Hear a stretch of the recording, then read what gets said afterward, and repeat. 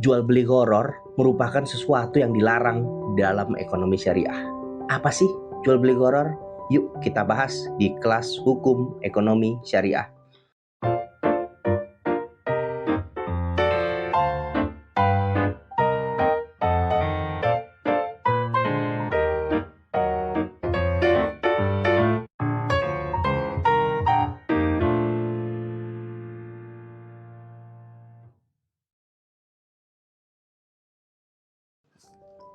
Jadi ini konten part 3 ya, terkait dengan kelas hukum ekonomi syariah ya. Jadi yang belum nonton part sebelumnya bisa lihat aja di playlist ya, mengenai lecture series hukum ekonomi syariah. Nah, sebelum kita membahas mengenai larangan bai al-gharar atau jual beli gharar, kita harus tahu dulu dasar pelarangannya di mana. Nah, itu ada sebuah hadis sahih ya yang menyatakan nahi Rasulullah sallallahu alaihi wasallam an bai al-hasah wa an bai al-gharar. Jadi di situ jelas ya dengan menggunakan kata nahi. Jadi Rasul melarang bai al-hasah wa an bai al-gharar.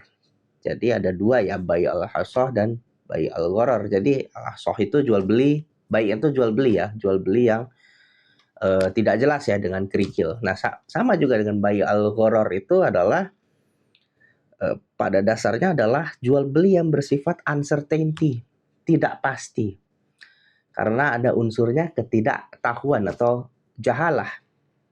Nah, maksudnya apa? Jadi sebuah transaksi jual beli al-bai yang tidak jelas unsurnya, tidak jelas misalnya bisa barangnya, bisa harganya, mau jual beli cuman nggak jelas saja, nggak tahu apa sebenarnya yang mau dijual belikan. Nah, kenapa ini dilarang? Karena bisa menimbulkan sengketa. Karena salah satu pihak bisa dirugikan.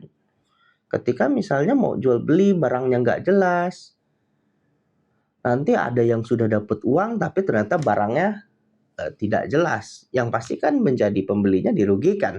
Nah, kenapa ini nggak boleh? Karena di Al-Quran surat An-Nisa ayat 29 itu menyatakan la ta'kulu amwalakum bainakum bil batili. Jadi jangan kita memakan harta orang lain dengan cara yang batil. Nah, bai al-gharar ini karena tidak jelas justru bisa batil, bisa merugikan pihak yang lainnya. Jadi kenapa itu dilarang? Ya karena supaya kita tidak memakan harta orang lain dengan cara yang batil. Jadi jual beli itu harus clear, harus jelas. Namun memang yang dilarang itu, ulama menyatakan yang dilarang itu gharar berat. Kalau gharar ringan, gharar sedikit, tidak jelas hanya sedikit itu nggak apa-apa. Tapi kalau dia gharar berat, barangnya itu benar-benar nggak jelas. Contohnya, jual beli ikan yang masih ada di lautan. Kan nggak jelas ikan apa, ada berapa, apakah bisa ditangkap, apakah bisa diserah terimakan atau tidak. Itu kan masih nggak jelas. Jadi kalau mau jual ikan, ya ikan yang sudah ditangkap dan sudah dikuasai dan itu baru bisa dijual. Jadi objek barangnya ada, barulah itu bisa dilakukan jual beli. Nah, jadi apa saja sih di dalam bai al-gharar itu yang bisa menjadi ketidakjelasan? Nah, itu ada macam-macam ya. Bisa ketidakjelasannya itu ada di objek barangnya.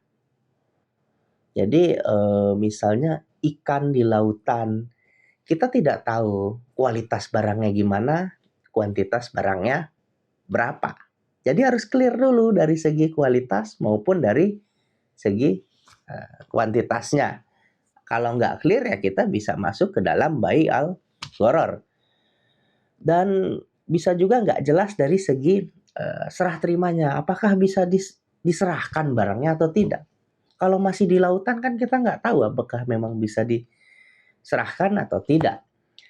Makanya ada hadis la tabi' ma laisa indaka. Jadi jangan engkau menjual barang yang tidak engkau kuasai, laisa indaka, jadi tidak ada padamu itu nggak boleh. Kalau memang belum kita kuasai, kita nggak boleh menjual barang yang misalnya menjual mobilnya lagi ternyata dicuri, kan kita tidak menguasai. Nah itu nggak boleh, itu laisa indaka, tidak ada padamu.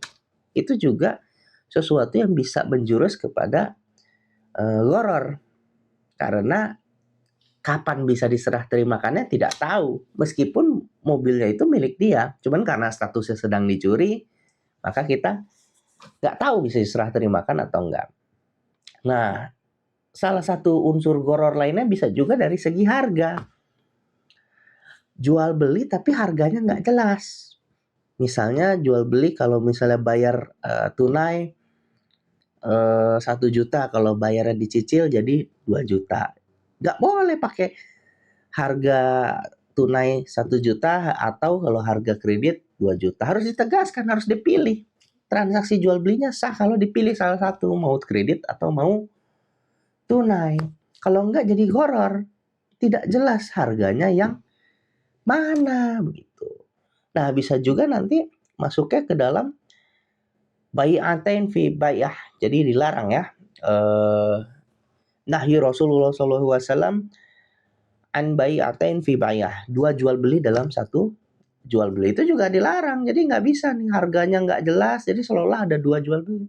Kita harus pilih barangnya apa, harganya yang mana, apakah mau dicicil atau bayar tunai. Jadi harus dipilih salah satu, kalau enggak nanti harganya bisa masuk ke dalam larangan gharar. Nah, jadi dalam transaksi ekonomi syariah itu harus clear bahwa spesifikasi barangnya, diserah terimakannya, dan harganya itu harus jelas. Meskipun oleh ulama itu boleh gharar yang sifatnya sedikit, misalnya karena rumahnya masih dibangun, jadi masih membutuhkan waktu untuk diserah terimakan. Nah itu boleh. Nah nanti kita akan jelaskan di dalam produk-produk di dalam ekonomi syariah. Simak terus di perkuliahan Hukum Ekonomi Syariah.